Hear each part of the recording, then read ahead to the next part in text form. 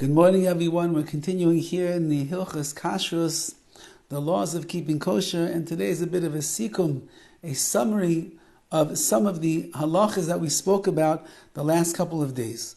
Nimsino lemedim, we find to learn the following. Shein isra basa b'chalav min atayra eli im kein nisbashel basa behema tahira im chalev behema tahira. As we learned, the only Torah prohibition in the laws of meat and milk together is when you cook the meat of a kosher domesticated animal together with the milk of a kosher domesticated animal. That's Isser Midaraisa, as we would call it. Midarabbanan, but the Rabbanan came along. Asugam basa oif tahor. They said also the meat of a bird, of a chicken, a turkey, something of the like, that is tahor, that is a kosher bird. Or basa chaya tahara, or if you have the meat of an undomesticated, more of a wild animal, but it's a kosher animal, im chalav, with milk, v'chein chalev chaya tahara im basar, so too if you have the milk of an undomesticated kosher animal with basar, with meat that is going to be from a domesticated kosher animal, avshalon is all of that, midrabban, is going to be asr as well. And even if the meat and the milk was not cooked together as one, rather the flavor of the meat went into the milk, or the flavor of the milk was absorbed into the meat, like we said yesterday, all of that is going to be a problem. And therefore there's Isur Deraisa, the Torah is saying you can't do this.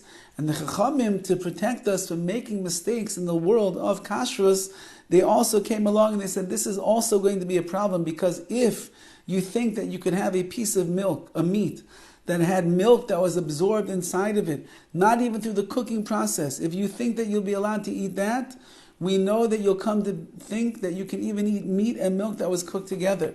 Whenever the Chachamim, whenever the sages come along to make their siyagim, they make their fences, the fence is always a way to protect us from trampling on the actual halach itself. And therefore, our sages tell us, you can find this in Pirkei Avos, in the explanation of Rabbi, that keeping the laws of the Rabbanan is a greater sign of Yirah Shamayim, a greater sign of the fear of heaven, than just keeping the Midaraisa, keeping the laws of the Torah.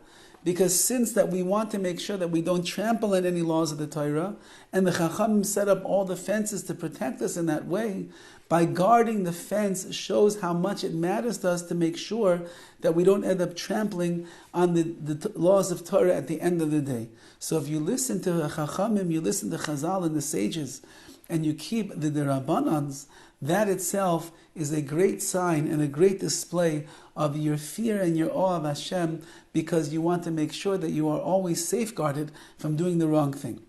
So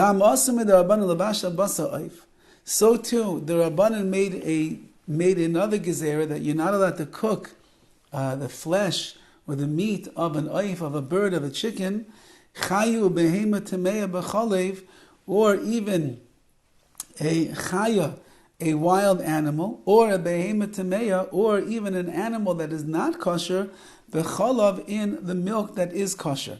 So all of those are the gezeras that the Chachamim made over here to protect us.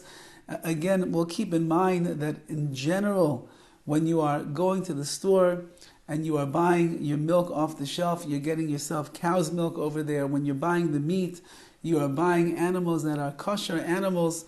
It's only going to really be a shaila many times, in, like we mentioned, in the pet food that a person buys, if they find that there's meat and there's milk that's in there.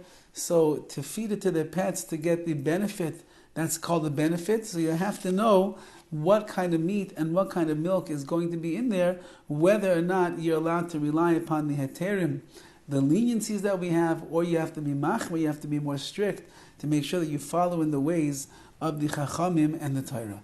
Have a wonderful day.